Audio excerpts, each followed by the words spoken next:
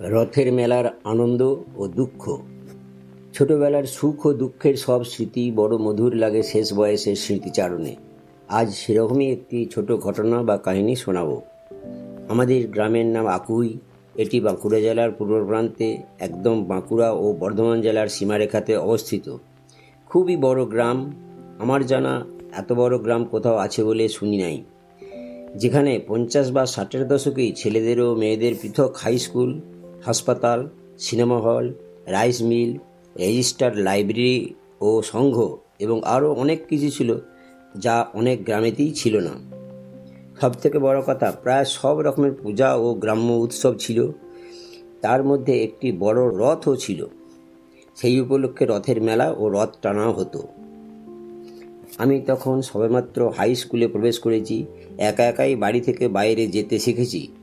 আমাদের বাড়ি গ্রামের পূর্ব প্রান্তে ও রথের মেলা বসত গ্রামের পশ্চিম প্রান্তে, প্রায় 3 কিলোমিটার দূরে গবপুর মৌজাতে। আমার পিস্তুত ভাই অলোক মাঝি আমার থেকে 1 বছরের ছোট এবং আমার নিচের ক্লাসে পড়তো। সে ছিল আমাদের খেলার সাথী, পাশের পাড়াতেই থাকতো। আমরা দুজনেই লেখাপড়াতে বিদ্যালয়ের ভালো ছাত্র ছিলাম। অলোক বরাবর প্রথম হতো এবং আমি দ্বিতীয় বা তৃতীয় হতাম। আমরা তো গরিব ছিলাম। আমাদের থেকেও অলোকরা বা পিসেমশাইয়ের পরিবার অনেক বেশি গরিব ছিল। স্কুল জীবনে কখনো হাতে 1 আনা বা 2 আনা পয়সা পাইনি। এখনকার যুগে ছেলেমেয়েরা এটা ভাবতেও পারবে না। তাই প্রথম রথের মেলা দেখতে যাওয়ার ঘটনাটি শোনাচ্ছি। রথের মেলা দেখতে যাওয়ার জন্য আমি অনেক কান্নাকাটি করে বা বায়না করে মায়ের কাছ থেকে 1 বা 2 আনা জোগাড় করেছিলাম। অলোক তাও পারেনি। ভেবেছিলাম এতেই দুজনার জিলাপি বা পাঁপড় কেনা হয়ে যাবে ও মেলা দেখা সার্থক হবে। তাই দুজনে মিলে প্রায় 3-4 কিলোমিটার হেঁটে বিকালবেলায় রথের মেলাতে গিয়েছিলাম। মেলাতে জনসমাগম ও মানুষের ভিড় দেখে অবাক হয়ে গিয়েছিলাম। কত মানুষ, কত দোকান, কত কিছুই কেনা বেচা হচ্ছে। আমাদের তো কেনার ক্ষমতা নাই, শুধু দেখেই নয়ন সার্থক করছিলাম। 4র্থ শ্রেণীর পাঠ্যপুস্তকে রবীন্দ্রনাথের রথের মেলা কবিতায় পড়েছিলাম, গরিব ছেলে করুণ চোখে তাকিয়ে দেখে এবং তার একটি তালপাতার বাঁশি কেনারও ক্ষমতা নাই। আমাদেরও সেই অবস্থা তখন।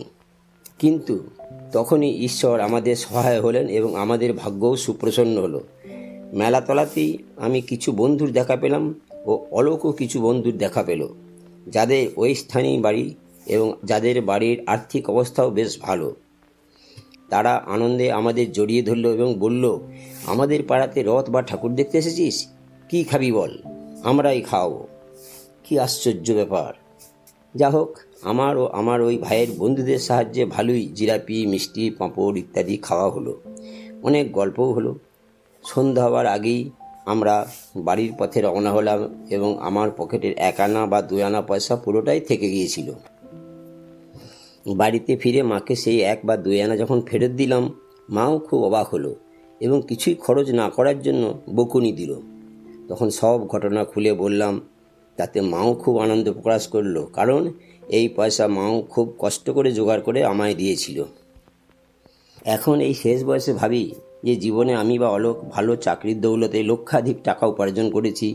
জীবনের অনেক ভালো শখ ও আহ্লাদ পূরণ করতে পেরেছি। কিন্তু ছোটোবেলার দিনগুলি অভাব সত্ত্বেও কি আনন্দপূর্ণ ছিল। ছোটোবেলার দুঃখের অনুভূতিই প্রায় ছিল না, সব কিছুতেই আনন্দ পেতাম। এখন যুগেরও পরিবর্তন হয়েছে।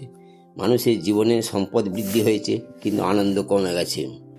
তখন 1 আনা পয়সা তো লাখ টাকার আনন্দ পেতাম, এখন লাখ টাকা খরচ করেও 1 আনা আনন্দ পাওয়া যায় না।